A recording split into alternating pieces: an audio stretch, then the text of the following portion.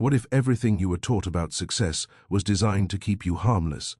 500 years ago, a disgraced diplomat sat in a small farmhouse outside Florence, writing words that would be banned by the Pope and feared by kings. His name was Niccolò Machiavelli, and he wasn't writing a manual for cruelty. He was writing a survival guide for a world that rewards clarity over comfort. The rulers who banned his book feared one thing above all: that ordinary people would learn what they already knew, that power has rules, and those rules have nothing to do with what we wish were true. This audiobook will not make you ruthless, it will make you aware. And in a world where most people refuse to see the game, awareness is everything. Before we explore the principles, you need to understand who Machiavelli actually was, because the man and the myth are completely different. Niccolò Machiavelli was born in Florence in 1469. He lived during the Italian Renaissance, a period of extraordinary beauty and extraordinary violence. Art flourished, philosophy thrived, and city-states tore each other apart in endless wars. Machiavelli wasn't a prince. He wasn't born into wealth or power. He was a civil servant, a diplomat, a man who spent 14 years working in the government of the Florentine Republic. He negotiated with kings. He observed tyrants. He watched leaders rise and fall, and he took notes on everything.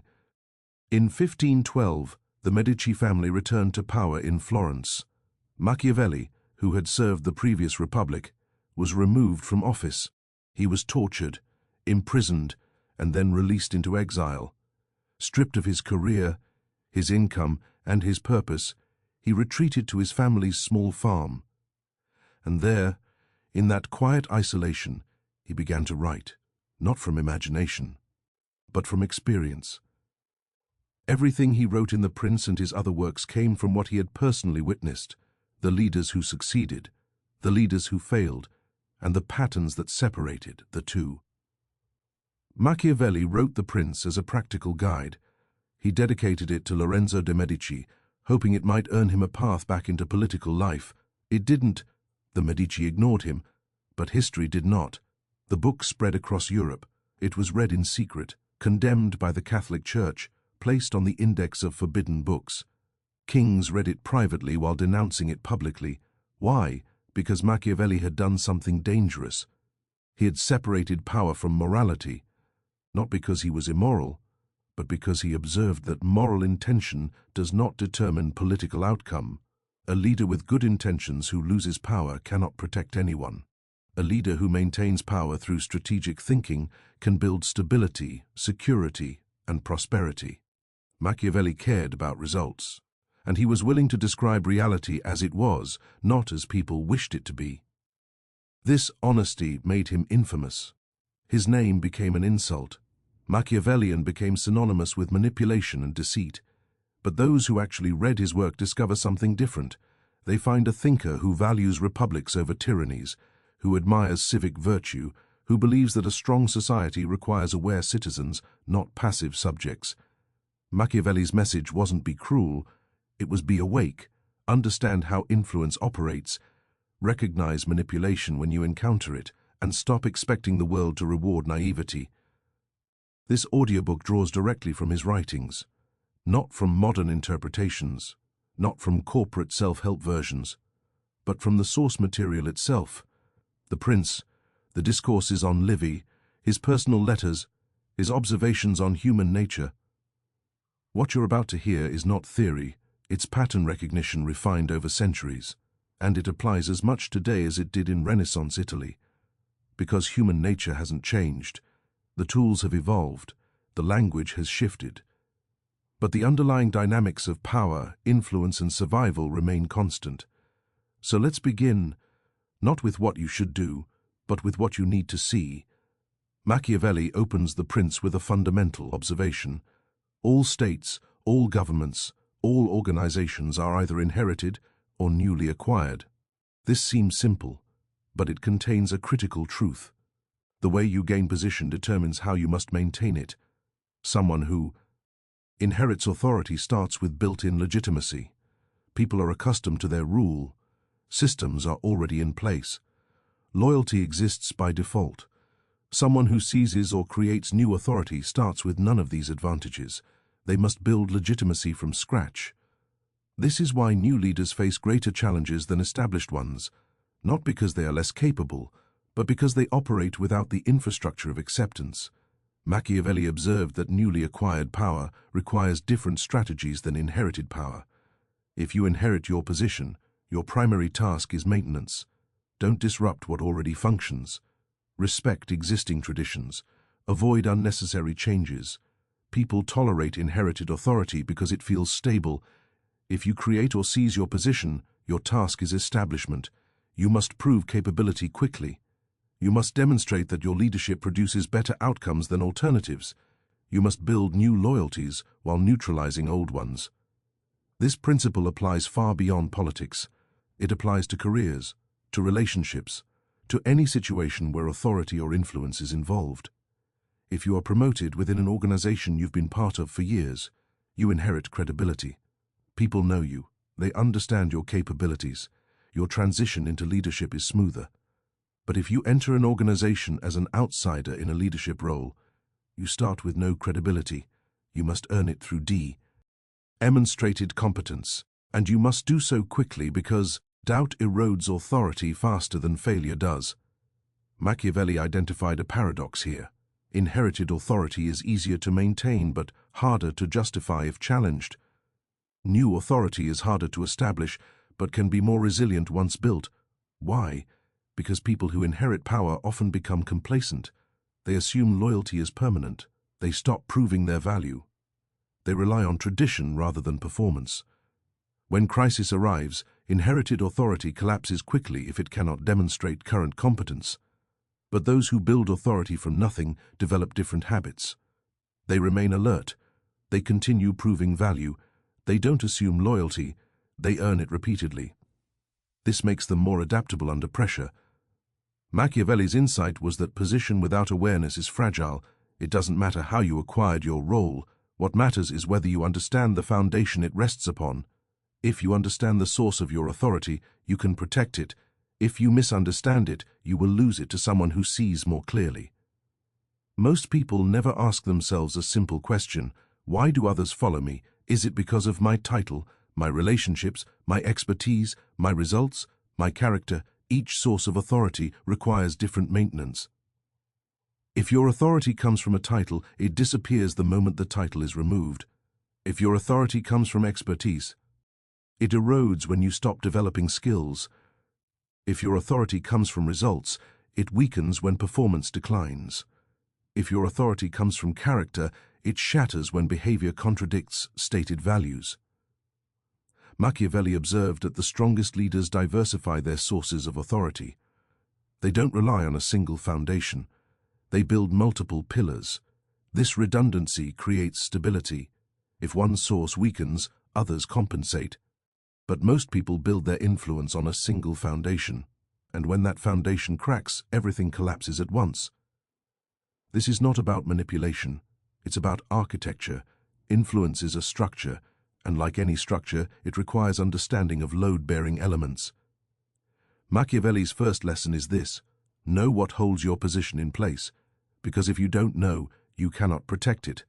And in any competitive environment, someone is always observing your foundation, looking for weakness. Machiavelli wrote extensively about fortune, which he often personified as a force in human affairs. Modern readers sometimes misunderstand this as fatalism. It is the opposite. Machiavelli believed that fortune controls approximately half of human outcomes. The other half is determined by virtue. Virtue is difficult to translate directly. It doesn't mean virtue in the moral sense. It means capability, effectiveness, adaptability, and decisive action. It means the qualities that allow someone to shape outcomes, rather than simply endure them. Machiavelli used the metaphor of a river. Fortune, he said, is like a river that floods unpredictably. When the flood comes, it sweeps away everything in its path: houses, fields, lives. People watch helplessly as the current destroys what they built. But here is the critical point. The flood was not inevitable. During calm seasons, people could have built dams. They could have diverted channels. They could have reinforced foundations. They chose not to.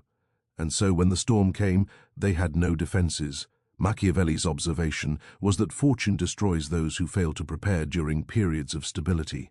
This is where most people fail. When circumstances are favorable, they relax. They assume good conditions will continue indefinitely. They consume rather than build. They celebrate rather than fortify. And then, when conditions shift, they are caught completely exposed. The leader with virtue does the opposite. During good times, they prepare for bad times. During stability, they build resilience. During abundance, they create reserves. Not out of pessimism, out of realism. Machiavelli observed that fortune favors the young and the bold, not because luck cares about age, but because youth tends to act with greater energy and less hesitation. Fortune, like a river, can be redirected by force. But only if you act decisively while you still have momentum. Hesitation allows circumstances to solidify.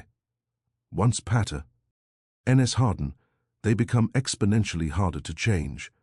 This is why timing matters more than perfection. A good decision executed quickly often produces better results than a perfect decision executed late, because the window of opportunity closes and fortune moves on to reward someone else. Most people wait for perfect clarity before acting. They want certainty, they want guarantees, they want to see the entire path before taking the first step. Machiavelli recognized this as a trap, because perfect clarity rarely arrives before the opportunity expires. Those who wait for certainty are actually choosing inaction. They disguise fear as prudence, and they watch others seize what they hesitated to reach for. The relationship between fortune and virtue is dynamic. Fortune creates circumstances. Virtue responds to them. But virtue can also create circumstances that limit fortune's influence. This is the essence of strategic thinking. You cannot control everything, but you can position yourself to benefit from favorable developments while protecting against unfavorable ones. Machiavelli pointed to leaders who succeeded despite terrible circumstances, and leaders who failed despite favorable ones. The difference was not luck. It was preparation, decisiveness, and adaptability. The leader who thrives is not the one who experiences the fewest obstacles. It's the one who builds capacity to handle obstacles before they arrive. This requires a specific mindset. You must accept that disruption is inevitable, that comfort is temporary, that every advantage will eventually be tested. Once you accept this, you stop being surprised. You stop feeling victimized by change. You stop waiting for stability to return. Instead, you build flexibility into everything you do, your skills, your relationships, your resources, your plans. Flexibility is not weakness, it is adaptive strength. Machiavelli saw that rigid structures break under pressure, but flexible structures bend and recover. The goal is not to avoid fortune's influence. The goal is to reduce your vulnerability to it, and when fortune does move in your favor, to recognize the moment and act with full force. Because fortune's favor is temporary, and those who hesitate to capitalize on it are choosing to let it pass. One of Machiavelli's most controversial statements appears in chapter 17 of The Prince. He asks a direct question: is it better to be loved or feared? His answer has been misunderstood for 5 centuries. He concludes that while both are ideal, if you must choose one, it is safer to be feared than loved. But here is what most people miss. Machiavelli immediately adds a critical qualifier: you must be feared without being hated. This distinction is everything. Fear and hatred are not the same thing. Fear can coexist with respect. Hatred cannot. Fear says, this person has consequences I want to avoid. Hatred says, I want this perso. N destroyed, regardless of cost to myself. Machiavelli observed that love is unreliable during crisis. People love you when circumstances are favorable. When conditions deteriorate, love evaporates quickly. Because love is often transactional. People love what you provide, not necessarily who you are. Remove the benefits, and affection disappears. Fear operates differently. Fear persists regardless of conditions. It is anchored in demonstrated consequence, not emotional attachment. This makes it more stable as a foundation for authority. But Machiavelli was deeply aware of fear's limits. If fear crosses into hatred, it becomes destructive. Hatred motivates people to accept enormous personal risk just to harm you. Love might abandon you during hardship, but hatred will actively work against you, even at great cost. So Machiavelli's actual guidance is nuanced. Build authority on respect and demonstrated consequence, not affection, but never allow consequence to become cruelty. Never allow firmness to become abuse, because once hatred forms, no amount of power can fully protect you. This principle extends beyond leadership. It applies to any relationship with power dynamics. Colleagues respect those who maintain boundaries consistently. They may not always like the boundaries, but they adapt to them. However, if you enforce boundaries through humiliation or vindictiveness, respect turns to resentment, and resentment waits for opportunity. Machiavelli saw that the strongest position is to be respected and slightly feared, not terrorized, not dominated, but understood. People should know that crossing certain lines produces specific consequences, and those consequences arrive predictably without emotion. This predictability creates stability. People can navigate around your boundaries because they know where those boundaries are. Unpredictable punishment creates chaos, not respect. Random consequences create anxiety, not authority. Machiavelli observed leaders who ruled through terror. They lasted as long as their strength held, but the moment weakness appeared, they were destroyed with enthusiasm, because everyone they had terrorized was waiting for that exact moment. Compare this to leaders who maintained firm but proportional consequences. When they faced difficulty, people might not rush to help, but they also didn't rush to destroy. There's a massive difference between neutrality and active hatred. One allows recovery, the other ensures destruction. The practical application is straightforward. When you must enforce boundaries or deliver consequences, do so with calm precision, never with anger, never with excessive force, never with public humiliation. The goal is correction, not domination. The goal is boundary maintenance, not ego satisfaction. Machiavelli understood that cruelty used sparingly and decisively can prevent greater violence later, but cruelty used habitually creates enemies who will never reconcile. He gave a specific example. When Cesare Borgia conquered the Romagna region, it was lawless and chaotic. He appointed a harsh governor to restore order quickly. The governor succeeded, but through brutal methods. Once order was established, Borgia had the governor publicly executed. This served two purposes. It demonstrated that the period of harshness was over, and it redirected resentment away from Borgia himself. Modern readers often find this shocking, but Machiavelli's point was about strategic thinking, not ethics. He was observing that leaders who understand perception can shape blame. They can separate necessary harshness from personal character. This doesn't mean you should scapegoat others for your decisions. It means understanding that people need psychological closure. They need to feel that a difficult period has ended. They need symbols that mark transitions. If you impose necessary but unpopular measures, you must also signal when those measures conclude.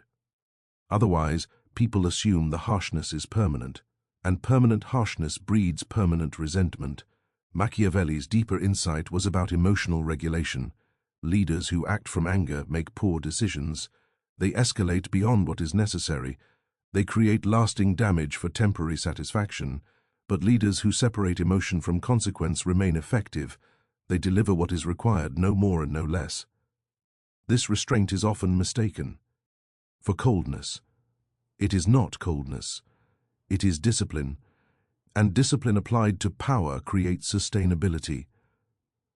Machiavelli understood something that modern psychology has confirmed: perception shapes reality more than reality shapes perception. What people believe about you matters more than what is objectively true about you. This is not comfortable to accept, but it is observable everywhere. A leader who is competent but appears uncertain will be challenged constantly. A leader who is less competent but appears confident will be challenged rarely. The appearance of strength creates actual strength because it prevents challenges from forming. Machiavelli did not advocate deception. He advocated strategic presentation. There is a difference. Deception is fabricating capabilities you do not have. Strategic presentation is ensuring your actual capabilities are visible and understood. Most people fail at influence because they assume competence speaks for itself.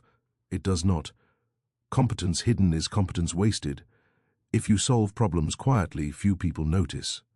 If you deliver results without framing them, they are attributed to luck or circumstance.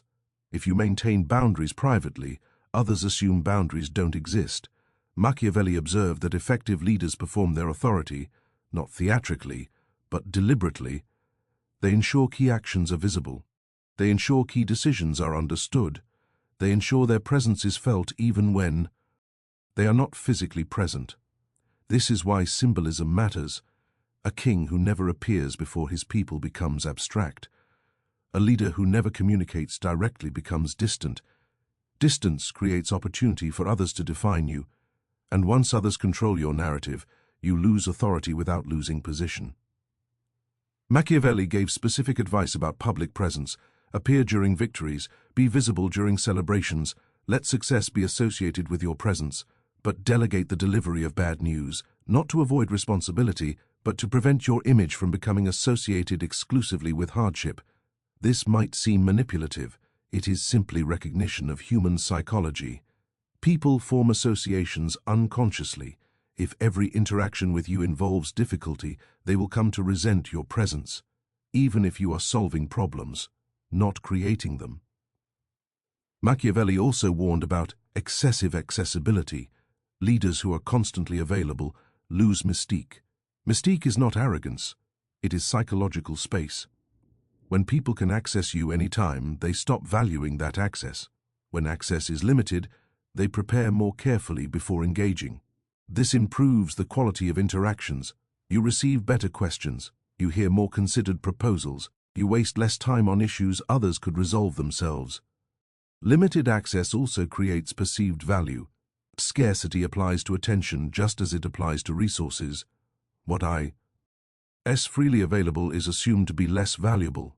What requires effort to obtain is assumed to be more valuable. This is not rational, but humans are not purely rational. Machiavelli understood this deeply.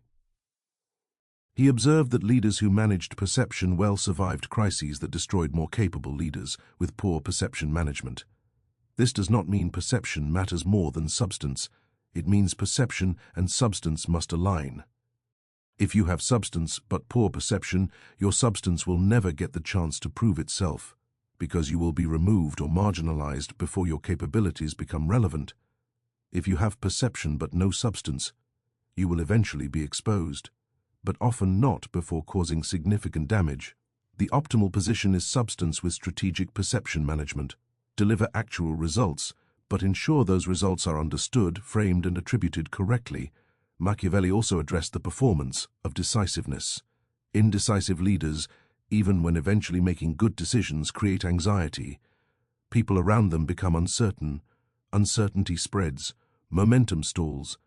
By the time the decision arrives, its value has diminished. Decisive leaders, even when occasionally making imperfect decisions, create confidence. People know where they stand. They can plan around clear direction. Even if the direction later adjusts, the habit of decisiveness maintains forward motion. Machiavelli observed it is better to act with reasonable speed and adjust if needed than to delay seeking perfect information, because the cost of delay often exceeds the cost of minor correction. This requires overcoming a common fear, the fear of being wrong. Most people delay decisions because they fear judgment if the decision proves imperfect. But Machiavelli noted that inaction is also a decision, and it is often the worst decision, because inaction surrenders initiative to others. Those who act decisively, even if sometimes incorrectly, maintain initiative. They shape circumstances rather than responding to circumstances others have shaped. Machiavelli had harsh words for leaders who approached conflict with hesitation. He stated clearly that injuries should be inflicted all at once, benefits should be distributed gradually. This sounds brutal out of context. In context, it reveals a sophisticated understanding of human psychology and strategic timing. His point was not about cruelty. It was about decisiveness and perception management. When difficult actions are necessary, prolonging them increases suffering without reducing resistance. Imagine a leader who needs to restructure an organization. If they make cuts gradually over months, they create sustained anxiety. Everyone lives in fear, wondering if they are next. Productivity collapses, talent leaves preemptively, trust evaporates. By the time the restructuring completes, the organization is hollowed out. BU. If the leader acts decisively, making all necessary changes at once, the period of uncertainty is shorter. It is intense but brief. People know where they stand. Those remaining can begin rebuilding immediately. Recovery starts faster. This is what Machiavelli meant, not that harm should be inflicted casually, but that when harm is unavoidable, concentrating it minimizes total suffering and accelerates recovery. The opposite approach applies to benefits. Benefits distributed all at once create a brief spike of gratitude that quickly fades. People adapt to new conditions rapidly. What felt generous yesterday feels normal today. But benefits distributed over time create sustained appreciation. Each delivery is noticed. Each improvement is felt. The perception of ongoing care and attention persists. Machiavelli was observing that humans have short emotional memories for comfort, but long memories for pain. A single painful experience, even if brief, is remembered far longer than a single pleasant experience. But repeated small pleasures create cumulative positive association. This asymmetry must be understood and respected. Modern research in behavioral psychology confirms this completely. Loss aversion is real. People feel losses more intensely than equivalent gains. A leader who understands this structures changes accordingly. Get painful changes done quickly and completely. Introduce improvements gradually and visibly. This creates a psychological trajectory. Things were difficult briefly, but now they are steadily improving. That narrative builds confidence and loyalty. The opposite narrative is devastating. Things keep getting worse in unpredictable waves. That narrative destroys morale and triggers exodus. Machiavelli also warned against incomplete action. If you must confront opposition, confront it decisively. Half measures create wounded enemies who remain dangerous. They have reason to hate you, but retain capacity to harm you.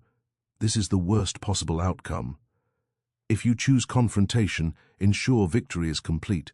If you cannot ensure complete victory, avoid confrontation entirely. Seek alternative paths, negotiate, redirect, wait for better conditions. But never engage in conflict you cannot finish, because unfinished conflicts consume resources indefinitely. They drain energy, attention, and credibility. This principle extends beyond physical conflict. It applies to any competitive situation. If you challenge someone's position, be prepared to follow through completely. If you start a project, commit resources to finish it properly. If you make a promise, structure your commitment so you can deliver. Half-finished initiatives communicate unreliability. They teach others that your declarations lack follow-through. Once that perception forms, your influence weakens even when you are serious. Because people have learned to discount your statements based on past patterns. Machiavelli. Lie observed that credibility is built through consistent completion. Not through grand announcements, not through ambitious plans, but through demonstrated patterns of following through. Each completed commitment adds to your credibility reserve. Each abandoned initiative depletes it. Over time, those with full reserves can act on their word alone. Those with depleted reserves cannot move others even with detailed proof, because the pattern has taught people not to believe them. The solution is simple but requires discipline. Commit to less, complete more, under-promise and over-deliver is not just customer service advice. It is a fundamental principle of influence management. When you consistently deliver slightly more than expected, people begin to trust your assessments. When you consistently deliver less than promised, people stop investing belief in your statements. Machiavelli understood that reputation is a strategic asset. It opens doors, it creates opportunities, it allows you to act with less resistance. But reputation is fragile. It is built slowly through consistent action, and it can be destroyed quickly through visible failure. This is why half measures are so dangerous. They create visible failures while consuming resources that could have produced complete successes. Better to complete 3 projects fully than to start 10 and finish none. The 3 finished projects build reputation. The 10 unfinished projects destroy it. Machiavelli observed a pattern that destroyed more leaders than any external enemy.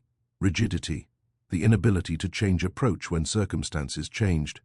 He watched leaders who succeeded brilliantly in one context fail catastrophically when that context shifted, not because they became less intelligent, not because they lost capability, but because they continued applying strategies that no longer matched reality.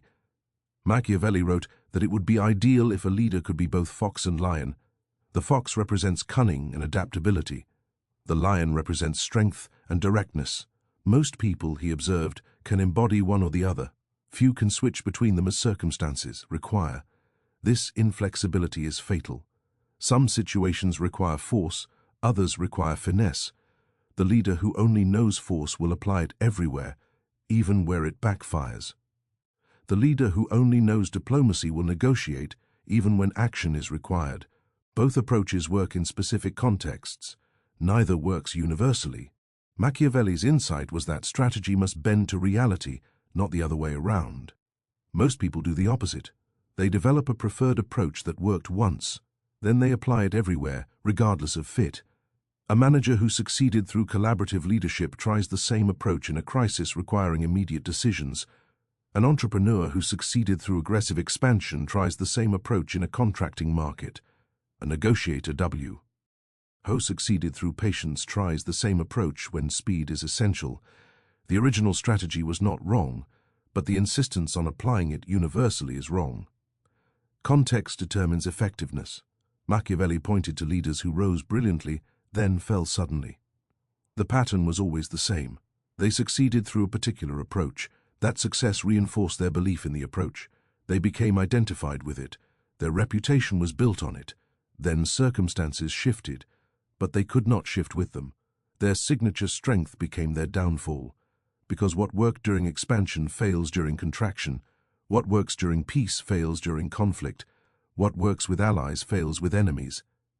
Machiavelli noted that changing strategy requires changing self-concept. This is the hardest part. People build identity around their methods. The aggressive leader sees themselves as decisive. The cautious leader sees themselves as wise. The collaborative leader sees themselves as inclusive. These identities feel core to who they are. Changing strategy feels like betraying themselves. But Machiavelli observed that nature does not care about your self-concept. Reality does not adjust to your identity. You must adjust to reality or be destroyed by it. This creates a painful choice. Remain consistent with who you believe you are and fail, or adapt to what circumstances require and succeed. Most people choose consistency. They rationalize failure as bad luck. They blame others. They blame timing. They blame anything except their unwillingness to change approach. Machiavelli was ruthlessly clear about this. The leader who cannot adapt will not survive, not because they are incompetent, but because competence in the wrong context is irrelevance. He gave the example of Pope Julius II. Julius was aggressive, impulsive, and direct. He charged into conflicts with energy and force. This approach succeeded brilliantly during his reign. Why? Because the circumstances of his time rewarded bold action. Italy was fragmented. Hesitation invited exploitation. Speed created advantage. Julius's temperament matched his era perfectly, but Machiavelli observed that if circumstances had been different, the same temperament would have destroyed him. If his enemies had been more unified, if timing had required patience, if diplomatic finesse had been necessary, Julius would have failed catastrophically. He succeeded not because aggression is universally correct, but because aggression happened to match what his specific moment required. The lesson is uncomfortable. Success is often timing, not virtue. The approach that makes you successful in one era can make you obsolete in the next, unless you can change. Machiavelli's challenge was simple. Can you abandon what worked yesterday if today requires something different? Most people cannot. Their ego is too invested in their historical approach. Their identity is too tied to their past success. They would rather fail as themselves than succeed as someone different. This is understandable, but it is also fatal, because the world does not stop changing to accommodate your preference for consistency. Markets shift, technologies evolve, competitors adapt, cultural norms transform, and the strategy that dominated a decade ago becomes the anchor that drowns you today. Machiavelli advised cultivating flexibility at the level of method, not principle. Your core values can remain stable, but your tactics must stay fluid. Know what you stand for, but be willing to change how you pursue it. This requires something difficult, emotional detachment from your own strategies. You must be willing to evaluate your approach as an outside observer would. Does this still work? Is this still appropriate? Am I continuing this because it is effective or because it is familiar? Most people cannot maintain this detachment. They become defensive when their methods are questioned. They interpret criticism of strategy as criticism of competence. But Machiavelli understood that the strongest leaders separate identity from methodology. They see strategies as tools, not extensions of self. When a tool stops working, they replace it without emotion. They feel no loyalty to outdated approaches. This flexibility creates resilience. When circumstances change, they change with them. They survive transitio, NS that destroy rigid competitors. Machiavelli had deep respect for human agency, but he also recognized its limits. One of his most important observations was about the illusion of control. People overestimate how much they can determine outcomes. They create elaborate plans assuming variables will behave predictably. Then they are shocked when reality refuses to cooperate. Machiavelli saw this pattern everywhere. Leaders who assumed loyalty would hold, generals who assumed weather would cooperate, diplomats who assumed agreements would be honored. All of them were planning as if they controlled more than they actually did. The resulting failures were not bad luck. They were inevitable consequences of flawed assumptions. Machiavelli's approach was different. Assume you control less than you think. Plan for variability, not certainty. Build redundancy into everything important. This mindset changes planning fundamentally. Instead of asking, "What is my plan?" you ask, "What are my options if the plan fails?" Instead of assuming cooperation, you prepare for defection. Instead of relying on single points of failure, you create backup systems. This is not pessimism, it is realism. Machiavelli observed that the prepared leader survives disruption. The unprepared leader, no matter how capable, does not. Because disruption is guaranteed, the timing is uncertain. The form is unpredictable, but the occurrence is inevitable. Leaders who accept this bill differently. They do not create rigid structures that optimize for perfect conditions. They create flexible structures that function across variable conditions. This approach appears less efficient in the short term. Redundancy costs resources, flexibility sacrifices, optimization. Backup plans require investment that seems wasted if never used. But Machiavelli understood that efficiency is contextual. A highly efficient system that collapses during disruption is not actually efficient. It is fragile. A less optimized system that survives disruption and recovers quickly is more efficient over time, because it continues functioning while optimized competitors are rebuilding from failure. The illusion of control also affects how people respond to setbacks. When plans fail, they assume they made mistakes. Sometimes they did, but often the plan was fine. Circumstances simply changed. Variables behaved unpredictably. Randomness intervened. People who assume total control interpret these events as personal failures. They lose confidence. They second-guess future decisions. They become paralyzed by fear of repeating mistakes that were not actually mistakes. Machiavelli's perspective offers freedom here.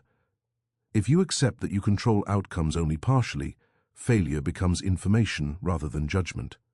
What can I control going forward? What remains outside my influence? Where should I invest energy? Where should I accept uncertainty? These questio NS lead to better decisions than self-blame. They redirect focus toward actionable variables instead of ruminating on uncontrollable ones. Machiavelli also observed that people who claim total control during success often deny all responsibility during failure. This inconsistency reveals the illusion. If you genuinely controlled outcomes, you would control both success and failure. The truth is messier. You influence outcomes through your choices, but you do not determine them absolutely. Luck exists. Timing matters. Context shapes results independently of your input. Accepting this creates strategic humility. You take credit for what you actually controlled. You acknowledge what you did not. This honesty improves future planning because you are not misattributing causation. You understand which actions actually drove results, and which results occurred despite your actions or independently of them. Most people resist this clarity. They want to believe their success was entirely earned, and their failures were entirely external. Both beliefs are comforting. Neither is accurate. Machiavelli cut through comfort to reach effectiveness. He did not care about feeling good. He cared about seeing clearly. Clear sight allows better navigation. Distorted sight, even when comforting, leads to repeated errors. The practical application is straightforward. In any significant endeavor, ask yourself 3 questions. What must go right for this to succeed? Which of those things do I actually control? What happens if variables I do not control shift unfavorably? The first question identifies dependencies. The second question identifies genuine leverage points. The third question forces contingency planning. Leaders who answer all 3 honestly build more resilient strategies. Leaders who skip the second and third questions build optimistic fantasies. And when those fantasies collapse, they are left confused and unprepared. Machiavelli observed this pattern across centuries of political history. The names changed, the technologies changed, but the fundamental dynamic remained constant. Those who respected uncertainty survived it. Those who denied it were consumed by it. Nay, of Machiavelli's least discussed but most valuable insights concerns knowing when not to engage. Most leadership literature focuses on action, on initiative, on forward momentum, but Machiavelli understood that withdrawal can be strategic, that retreat can preserve strength, that choosing not to fight can be the most powerful choice available. This contradicts instinct. Pride resists withdrawal. Ego interprets retreat as defeat.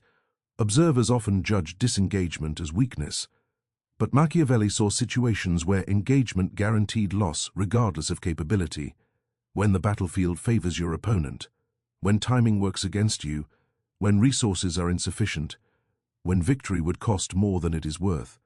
In these situati, the wise leader withdraws, not permanently, but strategically. They preserve resources for battles they can win. Machiavelli observed that many leaders destroyed themselves fighting unwinnable conflicts, not because they lacked courage, but because they lacked discernment. They could not distinguish between battles that mattered and battles that did not. They could not separate pride from strategy. They committed resources to conflicts that could not advance their position even if won. The result was predictable. Resources depleted, attention diverted, strength consumed on irrelevant fronts, and when conflicts that actually mattered arose, they had nothing left. Machiavelli's approach was ruthlessly prioritized. Not all conflicts deserve engagement. Not all challenges require response. Not all provocations merit attention. The leader must evaluate every potential conflict through a simple lens. Does engaging advance my position? Does the potential gain justify the certain cost? Is this the right time and place for this fight? If the answer to any question is no, withdrawal is often correct. This requires overcoming social pressure, because observers will judge. They will interpret strategic withdrawal as cowardice. They will question your resolve. They will suggest you are avoiding necessary confrontation. Machiavelli advised ignoring this noise. Those judging do not bear the cost of your decisions.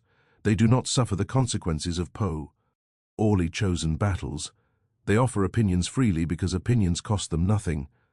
But your resources are finite. Your attention is limited. Your energy depletes. Spending these on conflicts that do not advance your interests is not brave. It is wasteful. Strategic withdrawal preserves capacity for battles that matter. It allows you to choose timing rather than responding to timing others choose. It forces opponents to extend themselves while you conserve strength. Machiavelli also noted that withdrawal creates psychological pressure on opponents. When someone provokes you and receives no response, uncertainty forms. They expected engagement. They prepared for confrontation. Your absence disrupts their plan. They begin wondering whether you are preparing something larger, whether you have seen an angle they missed, whether they have miscalculated. This uncertainty often causes them to hesitate, to second guess. to expose themselves in ways they would not have if you had responded predictably. Strategic withdrawal is also reversible. You can always engage later if circumstances improve, but resources spent on premature engagement cannot be recovered. Time invested in poorly chosen conflicts cannot be reclaimed. Relationships damaged in unnecessary battles cannot always be repaired. The asymmetry favors patience. Waiting preserves options. Acting prematurely closes them. Machiavelli observed that the strongest leaders maintain initiative through selective engagement. They fight when conditions favor them. They withdraw when conditions do not. This discipline requires confidence, because you must trust that opportunities will arise again, that today's withdrawal does not mean permanent defeat, that preserving strength matters more than preserving appearance. Many leaders lack this confidence. They fear that declining one battle means losing all credibility, so they fight every challenge immediately. They respond to every provocation instantly. They engage every conflict as it appears. This creates exhaustion. They are always reacting, always defending, always spending energy on others' terms. Strategic withdrawal breaks this pattern. It returns initiative to you. You choose when to engage based on advantage, not obligation. This shift is subtle but transformative. It moves you from reactive to proactive positioning. Machiavelli's guidance was clear. Know when to fight, know when to wait, and know when to walk away entirely. All three capabilities are necessary. But the third is often the hardest to develop, because it requires accepting that some battles are not worth winning. Some conflicts serve no purpose beyond consuming you, and the wisest choice is recognizing this before resources are committed. Machiavelli wrote extensively about alliances in both the Prince and the Discourses. His observations remain strikingly relevant today. He began with a controversial statement that makes many modern readers uncomfortable. When two powerful forces are in conflict, neutrality is almost always a mistake. This contradicts the instinct to stay out of other people's conflicts. It contradicts the desire to avoid taking sides. It contradicts the hope that remaining neutral keeps you safe. But Machiavelli observed reality, not preference, and reality showed him that neutrals rarely benefit from their neutrality. His reasoning was precise. When conflict occurs between two powers, one will eventually win. If you remained neutral, you have made no friends. The victor does not owe you anything. The loser cannot help you even if they wanted to. You have preserved immediate safety at the cost of future position. Worse, both sides often resent neutrality. The winner sees you as unreliable, someone who would not support them when support mattered. The loser sees you as cowardly, someone who abandoned them when they needed allies. Neither perception serves you well. Machiavelli argued that choosing sides strategically is usually wiser. Even if you choose the losing side, you demonstrate loyalty, you show willingness to commit, you build relationship capital that can be converted later, and often, the losing side today becomes the winning side tomorrow. But there is nuance here that must be understood. Machiavelli was not advocating blind alliance. He was advocating strategic commitment based on careful evaluation. Who is likely to win? Who would be a better ally long-term? Which side's values align more closely with yours? Which relationship offers more future opportunity? These questions should guide alliance decisions, not fear, not avoidance, not the comfortable illusion that neutrality equals safety. Machiavelli also observed that weak allies are often worse than no allies. An alliance with someone who cannot deliver their promises creates obligation without benefit. You are expected to support them, but they cannot reciprocate meaningfully. This asymmetry drains resources while providing no strategic advantage. Better to remain independent than to ally with weakness. The strongest alliances, Machiavelli noted, are between parties of roughly equal strength, or between one strong party and one weaker party, where the benefit is clearly mutual. The strong party gains support, intelligence, or access. The weak party gains protection and elevation. Both sides have incentive to maintain the relationship, but alliances between mismatched parties, where benefit flows only one direction, collapse quickly. The advantaged party loses interest. The disadvantaged party grows resentful. The relationship becomes a burden to one and an addiction to the other. Machiavelli warned particularly about alliances based on sentiment rather than interest. Emotional alliances feel strong initially, but they erode rapidly when circumstances change, because sentiment is not anchored in mutual benefit. When supporting the ally becomes costly, emotional justification weakens. Strategic alliances, built on clear mutual advantage, are more resilient. Both parties understand what they gain. Both parties monitor whether they continue gaining it. This clarity prevents resentment and allows honest renegotiation when circumstances shift. Machiavelli's guidance on alliances extends to modern contexts perfectly. In business, strategic partnerships work when both parties have something the other needs. When the relationship becomes one-sided, it fails. In careers, networking succeeds when it is about mutual value creation, not collection of contacts. In personal relationships, the strongest bonds combine affection with practical compatibility. The principle remains constant. Relationships built on clear mutual benefit outlast relationships built on sentiment alone. Machiavelli is often accused of being cynical about human nature. This is a misunderstanding. He was not cynical, he was observant, and what he observed was that people behave differently under different pressures. Someone trustworthy in comfortable circumstances may become unreliable under stress. Someone honest when consequences are low may deceive when stakes are high. This variability does not make people evil, it makes them human. Machiavelli's famous advice was to hope for the best but prepare for the worst, or more precisely to trust but verify. This phrase, popularized centuries later during Cold War negotiations, captures Machiavelli's approach perfectly. Enter relationships assuming good intent, but structure them so that betrayal becomes difficult or costly. This is not about suspicion, it is about architecture. When systems depend entirely on trust, they are fragile. A single betrayal collapses everything. But when systems combine trust with verification mechanisms, they are resilient. Most people remain honest because they are honest. But those who might be tempted find the cost of betrayal too high. Machiavelli gave specific examples from diplomatic contexts. Treaties should include enforcement mechanisms, not just promises. Agreements should align incentives, not just state intentions. Partnerships should have transparency requirements, not just good faith assumptions. This approach protects both parties. It prevents misunderstandings. It catches problems early before they become catastrophic. It removes temptation by making betrayal impractical. Modern contracts embody this principle. We do not create contracts because we distrust the other party. We create contracts because clear agreements prevent future disputes. They document mutual understanding. They provide frameworks for resolving disagreements. They protect the relationship by clarifying expectations. Machiavelli understood that relationships, without structure, are vulnerable to drift. People's memories differ, intentions change, circumstances evolve. Without clear frameworks, relationships erode through simple misalignment, not malice.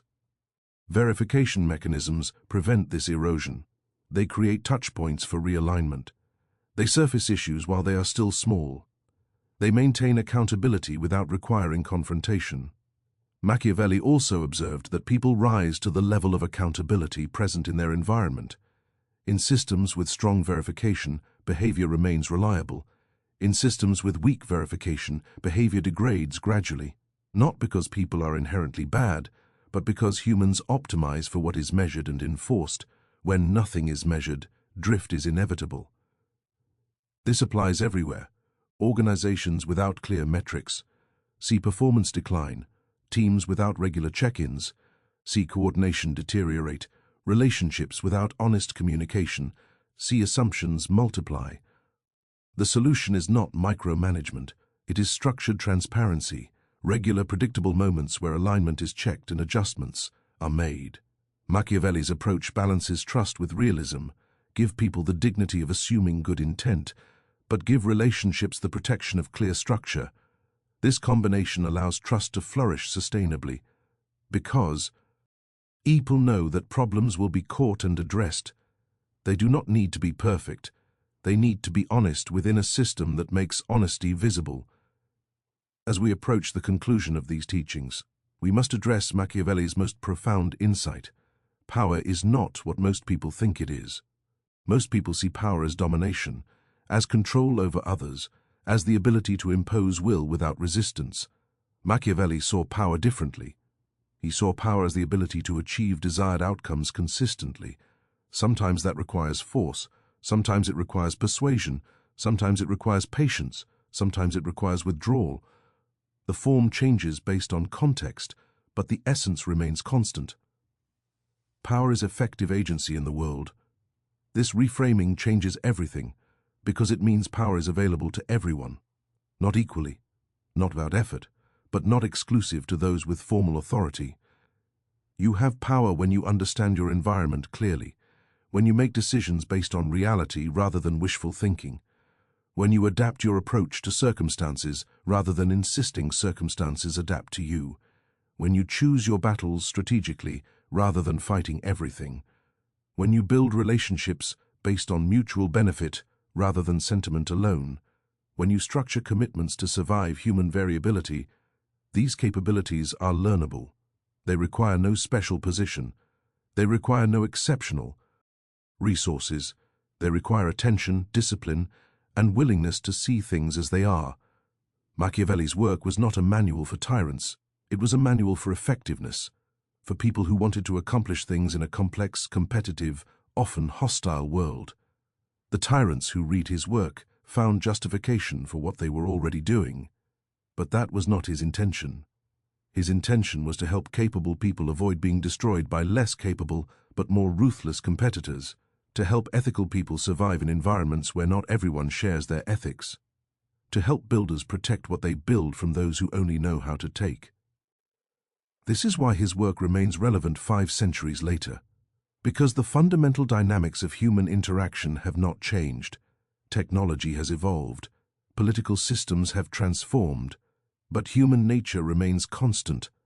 People still respond to incentives, they still seek advantage, they still form alliances and betray them. They still fear loss more than they value gain. They still overestimate what they control. They still mistake sentiment for strategy. Understanding these patterns does not make you manipulative, it makes you competent. It gives you the ability to navigate reality effectively rather than being battered by it. Machiavelli believed that awareness was the foundation of all other capabilities. You cannot respond appropriately to situations you do not see clearly. You cannot protect yourself from dynamics you do not understand. You cannot build anything lasting without comprehending the forces that could destroy it. This audiobook has walked you through his core observations, the architecture of influence and how authority is built and maintained, the role of fortune and the importance of preparation, the balance between fear and respect, the necessity of strategic perception management, the danger of half measures and incomplete commitments, the requirement for adaptability as circumstances change, the illusion of control and the wisdom of humility, the strategic value of withdrawal and selective engagement, the reality of alliances and the cost of neutrality, the balance between trust and verification. Each principle stands alone, but together they form a comprehensive framework for effective action in complex environments. In our final section, we will integrate these principles into a practical philosophy for modern application. We will explore how someone living today, without political power, without vast resources, without formal authority, can still apply Machiavelli's insights to build influence, protect their interests, and achieve their goals. Because that is the true test of any philosophy, not whether it explains the past, but whether it empowers the present. Machiavelli did not write for historians. He wrote for practitioners, for people who needed to act, not just understand. And his work has survived precisely because he delivers practical value to those who engage with it seriously. The final section will bring everything together. It will show you how to think like Machiavelli in your actual life, how to evaluate situations through his lens, how to make decisions using his framework, how to build the kind of strategic awareness that transforms capability into results. But before we get there, take a moment to reflect on what you have learned so far. Which principles challenged your existing beliefs? Which observations matched patterns you have seen but never articulated? Which ideas feel immediately applicable to your current circumstances? This reflection matters, because Machiavelli's insights are not absorbed passively. They must be wrestled with, tested against your experience, integrated into your thinking. Only then do they become truly useful. Many people will hear these ideas and feel uncomfortable. That discomfort is valuable. It means something is shifting in how you see the world. Do not rush past that discomfort. Sit with it, examine it. Ask yourself why these ideas provoke resistance. Often, the resistance comes from confronting the gap between how we wish the world worked and how it actually works. Machiavelli's gift was helping people close that gap, not by making the world conform to our wishes, but by helping us see clearly enough to act effectively within the world as it is. In the final section, we will complete this journey. We will take the principles you have learned and show you how to apply them immediately, how to audit your current situation through Machiavelli's framework, how to identify where you are vulnerable and how to strengthen those positions, how to recognize opportunities others are missing, how to build the kind of strategic awareness that compounds over time. The journey from understanding to application is where transformation happens, and that journey begins in the next and final section. We have journeyed through Machiavelli's core principles. Now comes the most important part, application. Because understanding without application is entertainment, not transformation. Machiavelli would have had no patience for passive knowledge. He wrote for people who needed to act. So let us begin with a practical exercise, an audit of your current position using Machiavellian principles. This is not about judging yourself. It is about seeing clearly. Take any significant area of your life, your career, your business, your key relationships, any domain where influence and outcomes matter. Now ask yourself Machiavelli's first question. What is the source of my authority or influence here? Is it inherited or earned? If inherited, you entered with existing credibility. Perhaps you were promoted from within. Perhaps you inherited a family business. Perhaps you joined a community where you already had connections. This gives you stability, but requires that you maintain what already exists. Do not disrupt functioning systems unnecessarily. Respect the traditions that gave you legitimacy. Build on the foundation, rather than replacing it. If earned, you built your position from nothing. You had to prove yourself. You had to demonstrate value. You had to create loyalty where none existed. This makes your position more fragile initially, but potentially more resilient long-term. Because you know how to build credibility, you can rebuild it if necessary. Understanding this distinction shapes your strategy immediately. Next, examine your relationship with fortune. What aspects of your situation depend on factors you cannot control? Market conditions, economic cycles, other people's decisions, technological changes, cultural shifts, regulatory environments. These are fortune. Now ask, what have I done to prepare for these variables shifting unfavorably? If market conditions deteriorate, do I have reserves? If key people leave, do I have backup relationships? If technology disrupts my field, do I have transferable skills? If cultural preferences change, can I adapt my offering? Machiavelli's principle here is simple. During good times, build defenses for bad times. Most people do the opposite. They expand during good times, assuming good times will continue. Then when conditions shift, they have no cushion. The Machiavellian approach is to consolidate during growth, build reserves, develop redundancies, create optionality, so that when disruption arrives, you have capacity to respond rather than just survive. Now examine your reputation and perception. How do others see you? Not how you want to be seen. Not how you see yourself, but how you are actually perceived. This requires brutal honesty. Better yet, it requires asking people directly. What am I known for? What do people expect from me? What would they say about me if I were not in the room? The gap between your self-perception and others' perception is critical information. If you see yourself as collaborative but others see you as indecisive, you have a problem. If you see yourself as decisive but others see you as impulsive, you have a problem. The perception is the reality that others act upon.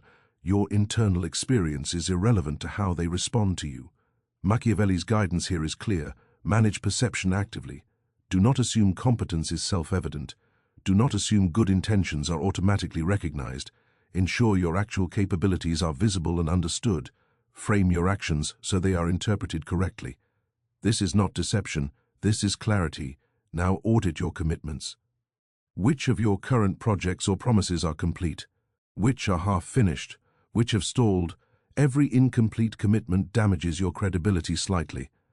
The damage accumulates. Machiavelli would ask, why did you commit to things you have not finished? Was it poor estimation? Was it changing PR? Priorities? Was it lack of resources? Whatever the reason, the solution is the same. Either finish them or formally abandon them. Half-finished projects are worse than no projects. They consume attention without producing results. They signal unreliability. They create mental drag. Better to complete 3 things fully than to have 10 things at 80%. The completed 3 build reputation. The incomplete 10 destroy it. Next, examine your flexibility. When was the last time you changed your approach to something important? If you cannot remember, you may be too rigid. Machiavelli observed that the world rewards adaptability. If you are still using the same strategies you used 5 years ago, you are likely becoming obsolete. Not because those strategies were wrong then, but because circumstances have changed. Ask yourself honestly, what am I continuing simply because it is familiar? What approach am I loyal to beyond its usefulness? Where am I defending past decisions instead of evaluating current options? This kind of reflection is uncomfortable, but it is necessary, because the alternative is slow decline disguised as consistency. Now audit your alliances. Who supports you currently? What do they gain from supporting you? If the answer is nothing, the alliance is fragile. It exists through sentiment or habit, not mutual benefit. These alliances evaporate under pressure. Better to build fewer relationships based on clear mutual advantage, where both parties understand what they contribute and what they receive, where the relationship survives because it serves both sides, not because it feels good. Also examine where you have remained neutral when you should have chosen sides.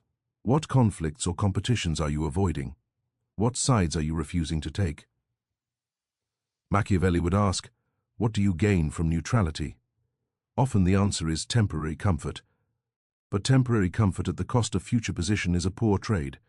Strategic commitment, even if risky, builds relationships and establishes position. Neutrality builds nothing. Finally, audit your relationship with trust. Where are you trusting without verification? Where are you assuming good faith without structure? These are vulnerabilities. Not because people are inherently untrustworthy, but because humans behave according to incentives and constraints. Without structure, even well-intentioned people drift. Ask yourself, where do I need clearer agreements? Where do I need better transparency mechanisms?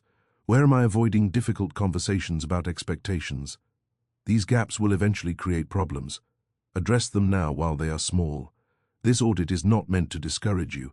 It is meant to illuminate. Most people never examine their situation this systematically. They operate on autopilot. They react to circumstances rather than shaping them. They wonder why outcomes do not match their efforts. The Machiavellian approach is different. See clearly, think strategically, act deliberately. This combination produces results far beyond what raw effort alone can achieve. Machiavelli's principles apply universally, but they manifest differently depending on context. Let us explore how these ideas translate into modern domains. In your career, the principle of earned versus inherited authority matters immediately. If you are promoted from within your organization, you have inherited credibility with some people. They know you. They have seen you perform. But you may lack credibility with other departments or senior leaders. Understanding this allows you to prioritize where you need to build trust versus where you can act more boldly. If you join an organization from outside in a leadership role, you have no inherited credibility. Everything must be built. Machiavelli's advice would be to demonstrate results quickly, not to prove yourself, though that is a side benefit, but to establish that your leadership produces tangible outcomes. This creates the foundation for longer-term authority. The fortune principle applies directly to career resilience. During periods of employment, build skills that transfer across industries. Build a network that extends beyond your current employer. Build savings that create runway if circumstances change. These are your dams against future floods. Most people wait until they lose their job to build these things. By then it is too late. The building must happen during stability. In business, perception management is everything. Your product might be excellent, but if customers do not understand why it is excellent, they will not buy it. Your team might be talented, but if investors do not see that talent demonstrated, they will not fund you. Your strategy might be sound, but if stakeholders do not understand the logic, they will not support it. Machiavelli would say that clear communication is not a soft skill, it is a survival skill. The gap between what you know and what others understand is where businesses fail. Bridge that gap actively. Do not assume understanding. Create it through repetition, demonstration, and clarity. The half measures principle applies to product development. Better to launch one fully realized feature than 5 partially completed ones. The complete feature can be marketed, tested, and improved. The incomplete features create confusion and disappointment. They signal that you do not finish what you start. In relationships, whether personal or professional, the trust and verification principle is essential. Clear expectations prevent most conflicts. When both parties know what is expected, what is acceptable, and what is not, friction decreases. This does not mean relationships should be transactional. It means clarity serves everyone. In romantic relationships, discussing expectations about finances, time, communication styles, and future goals prevent years of confusion and resentment. In friendships, being clear about boundaries and availability prevents the slow erosion that occurs when assumptions diverge. In professional relationships, explicit discussions about roles, responsibilities, and deliverables prevent the blame and disappointment that come from misaligned expectations. Machiavelli understood that structure protects relationships. It provides frameworks for addressing problems before they become catastrophic. The adaptability principle applies everywhere but is most critical in creative fields and entrepreneurship. What worked to build your business to 1 million in revenue will not work to scale it to 10 million. The skills that made you successful as an individual contributor will not make you successful as a manager. The approach that worked in your 20s may not work in your 40s. Machiavelli would ask, are you adjusting your methods as your circumstances evolve, or are you trying to force new situations into old frameworks? Growth requires leaving behind what worked before. This is psychologically difficult but strategically necessary. The strategic withdrawal principle applies to time and attention management. Not every opportunity deserves pursuit. Not every conflict deserves engagement. Not every request deserves a yes. Machiavelli would evaluate every potential commitment through a single question. Does this advance my strategic priorities? If no, decline it, regardless of how interesting it seems, regardless of who is asking, regardless of social pressure. Your time and attention are your most limited resources. Spending them on things that do not advance your position is not generosity. It is self-sabotage. The alliance principle applies to network building. Most people collect contacts. They attend events, exchange cards, connect on social platforms, but contacts without mutual benefit are not alliances. They are address book entries. Machiavelli would focus on building fewer, deeper relationships based on clear mutual value, where you can genuinely help the other person, and they can genuinely help you. These relationships survive because they serve both sides. They deepen over time. They become sources of opportunity, insight, and support. Random contacts do none of these things. They create the illusion of a network without the substance of one. Machiavelli's principles are not implemented through occasional grand gestures. They are implemented through daily habits of thought and action. Here is how to build a Machiavellian practice into your routine. Each morning, before you begin reacting to demands, ask yourself 3 questions. What is my strategic priority today? Where might I encounter resistance or obstacles? What is my plan B if my primary approach fails? These three questions create strategic orientation. You begin the day with clarity about what matters most. You anticipate rather than being surprised. You have options rather than single paths. This 10-minute investment shapes how you navigate the entire day. Throughout the day, practice observation. Watch how people respond to different approaches. Notice what creates cooperation versus resistance. Track what actually drives outcomes versus what people claim drives outcomes. Machiavelli became Machiavelli through relentless observation. He watched patterns. He tested theories against reality.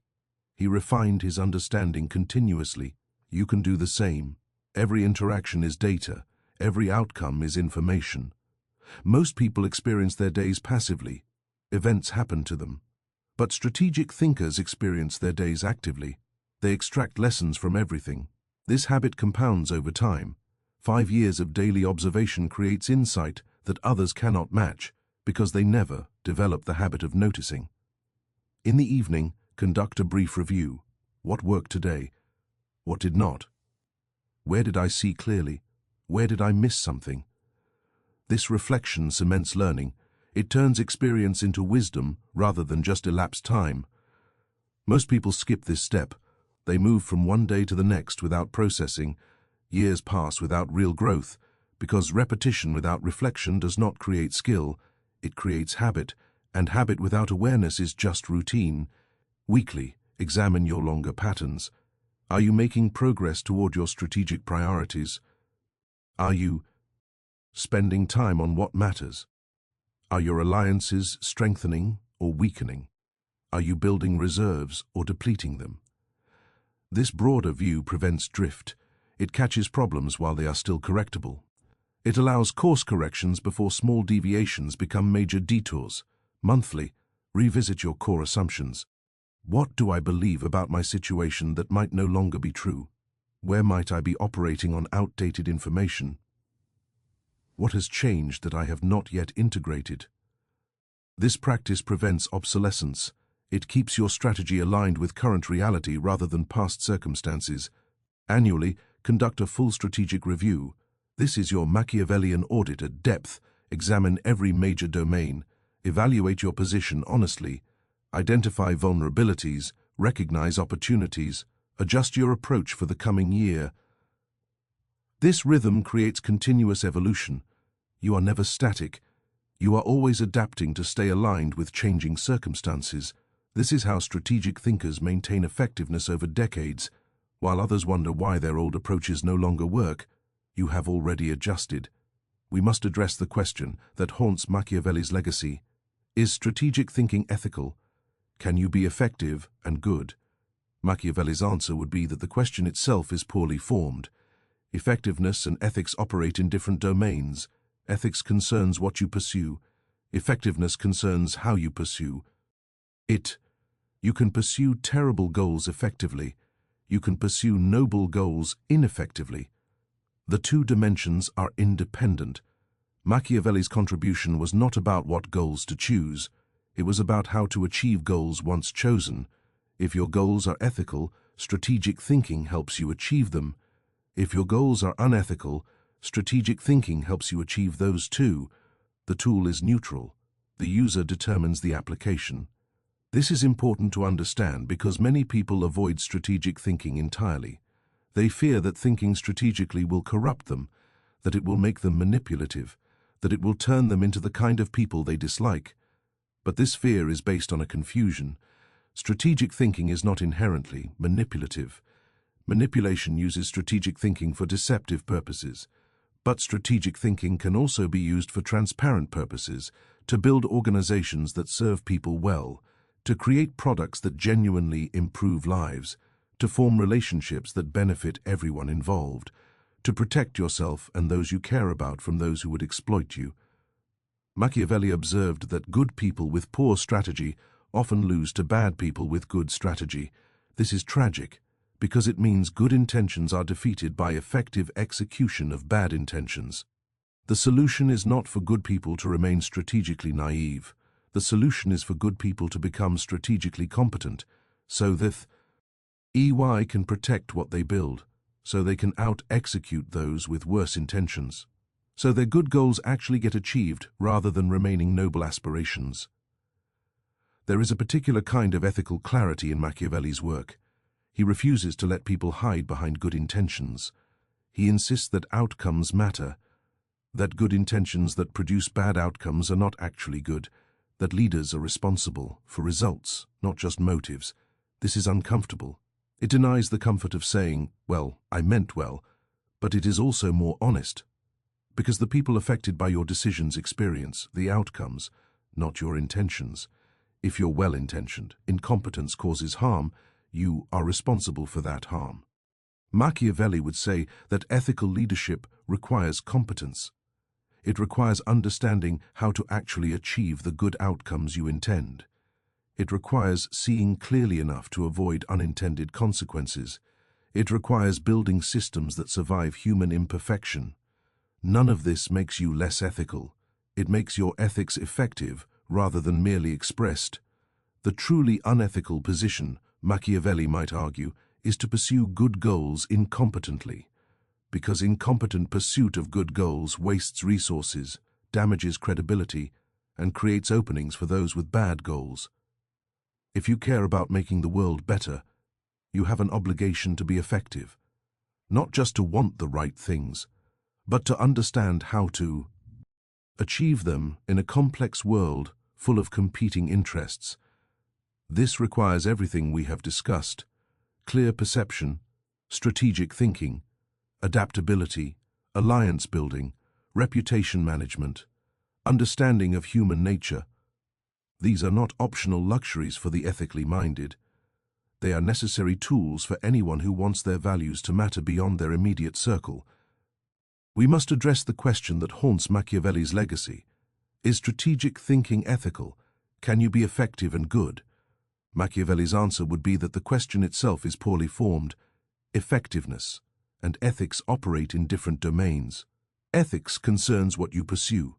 Effectiveness concerns how you pursue it. You can pursue terrible goals effectively. You can pursue noble goals ineffectively. The two dimensions are independent.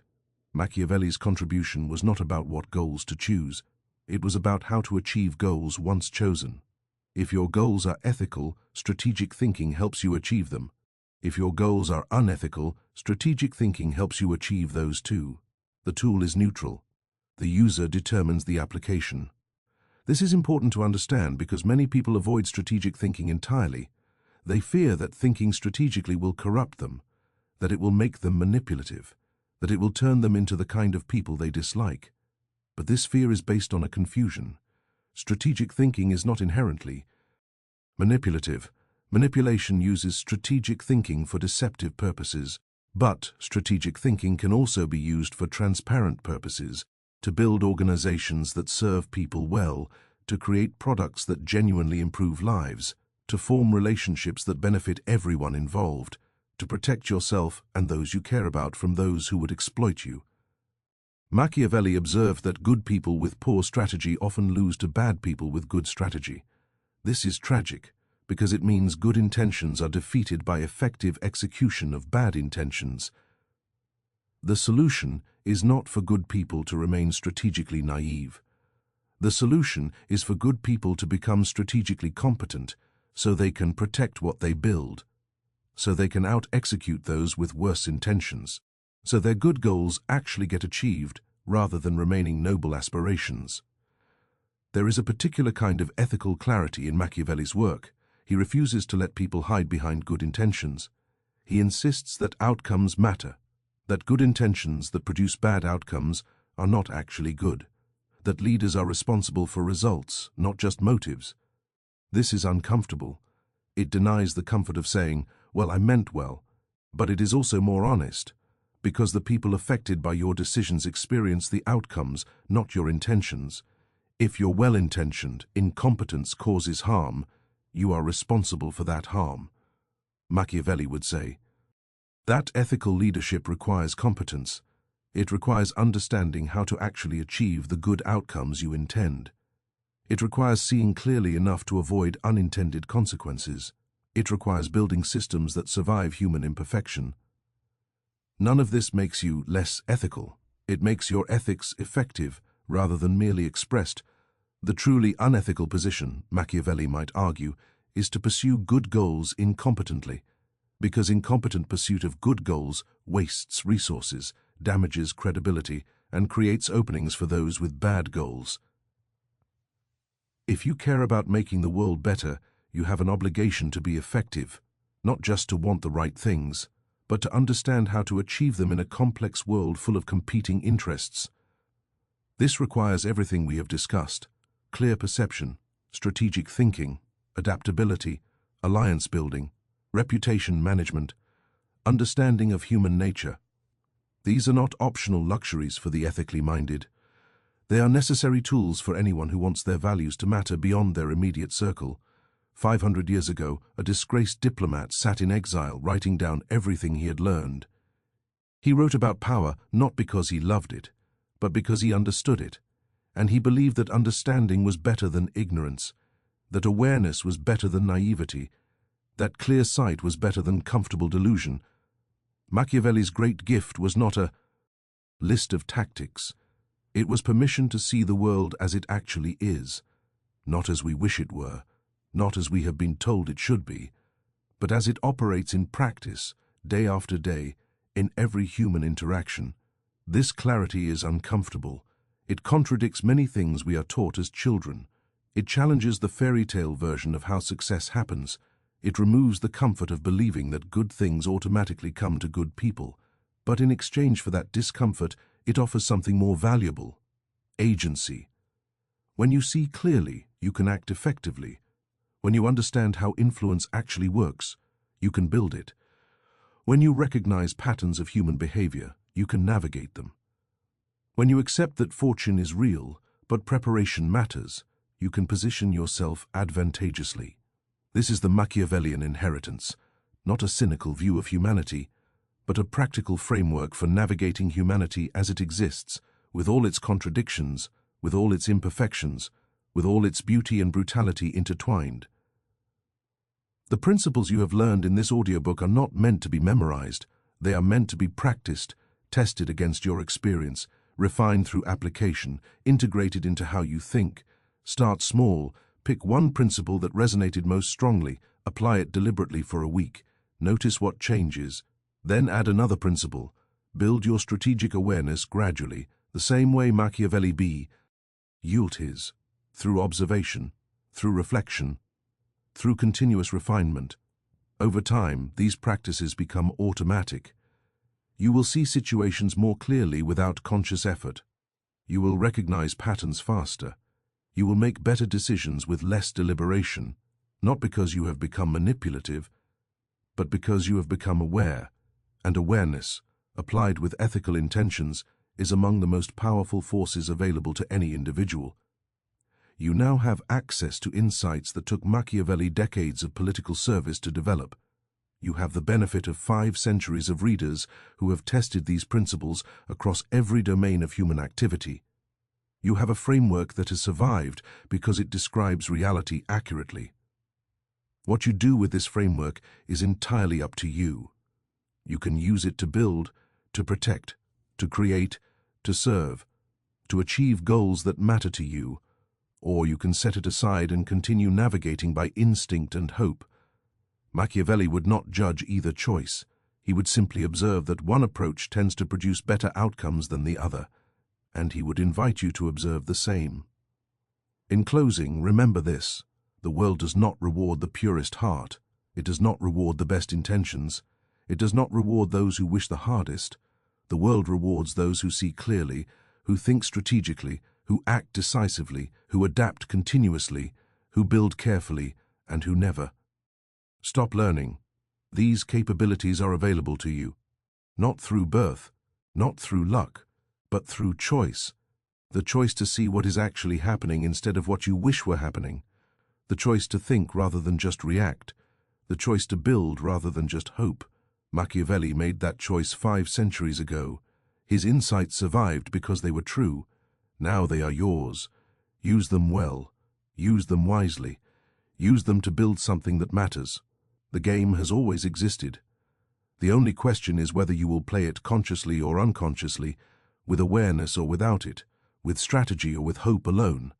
Machiavelli chose awareness, and in doing so, he gave you the same choice. The rest is up to you. This audiobook has introduced you to Machiavelli's core principles, but it is only a beginning. If these ideas resonated with you, I encourage you to read Machiavelli's original works. Start with The Prince. It is short, direct, and remarkably readable despite being 5 centuries old. Pay attention not just to what he says, but to how he thinks. Notice his method of observation, how he draws conclusions from historical examples, how he tests theories against practical outcomes. Then read the discourses on Livy. This longer work reveals Machiavelli's true political philosophy, his admiration for republics over tyrannies, his belief in civic virtue, his understanding of how free societies maintain themselves. The Prince and the discourses together show you the full Machiavelli, not the villain of legend, but the practical political theorist who understood that effectiveness serves whatever values you bring to it. Beyond Machiavelli, study history. Not the sanitized textbook version, but the messy, complex reality of how events actually unfolded. Pay attention to why leaders succeeded or failed, what strategies worked in which contexts, how circumstances shaped outcomes. History is the laboratory where human nature reveals itself most clearly. The patterns you observe across centuries become principles you can apply today. Also, study systems thinking, game theory, behavioral psychology, organizational dynamics. These modern disciplines confirm and extend what Machiavelli observed intuitively. They provide language and frameworks for thinking about influence, strategy, and decision-making. Most importantly, practice. Strategic thinking is a skill. Like any skill, it improves through deliberate practice. Every interaction is an opportunity to observe. Every decision is an opportunity to think strategically. Every outcome is an opportunity to learn. Treat your life as your laboratory. Test these principles, refine your understanding, build your own strategic awareness through direct experience. This is how Machiavelli learned. This is how you will learn. Thank you for investing your time in these ideas. May they serve you well. May you build something meaning. Fool. May you navigate your world with clarity, wisdom, and effectiveness. The Machiavellian inheritance is now yours. Use it to create the outcomes that matter most to you.